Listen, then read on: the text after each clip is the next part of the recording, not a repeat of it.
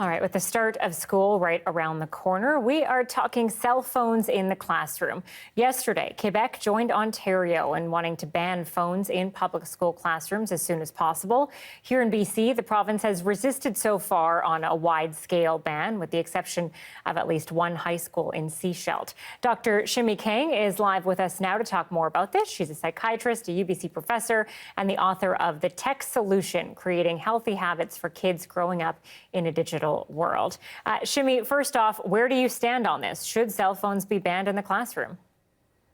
In general, we know the science is overwhelming that cell phones interact with attention, is linked to anxiety, the list goes on. So yes, I'm in favor of limits and monitoring. I do think the word ban is tough for people. No one likes being told what to do, especially teenagers. So I think we can have more soft language around it, but definite limits and monitorings in cell phones, not just in the classroom, but also in the hallways and lunchrooms. Really important, that social time that's so essential in that classroom, in that school day.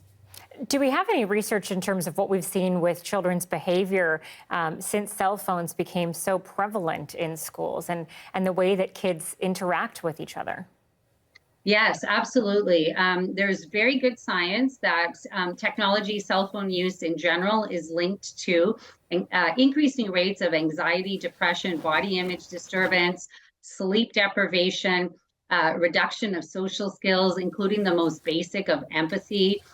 We see problems with even neck and posture and back pain. And studies show that when cell phones are banned or limited, we see improved attention, we see better grades, we see better sense of school community. Teachers are less frustrated in general. So it really is in a moment where we have a mental health crisis, when we have young people who are addicted to their phones virtually because of the way they're designed.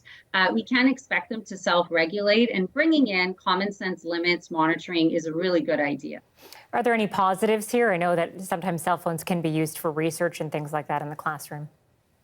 Yeah, there's definitely positives. In the tech solution, I talk about healthy tech use. That's technology that leads to connection, creativity, learning. In a classroom, though, however, a lot of that can be done on laptops.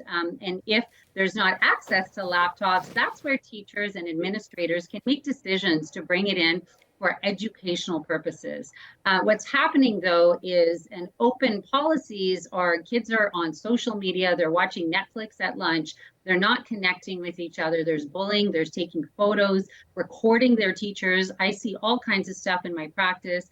So it really isn't an anti-cell phone message. It's how we use this very powerful technology. I call it the fire of our time. If we get it right, we will go further and farther than ever before. If we don't, we get burnt and we burn down the village. So we just have to be careful and intentional on how we use this device. Dr. Shimi Kang is a psychiatrist, UBC professor, and the author of The Tech Solution, Creating Healthy Habits for Kids Growing Up in a Digital World. Thank you. Thank you.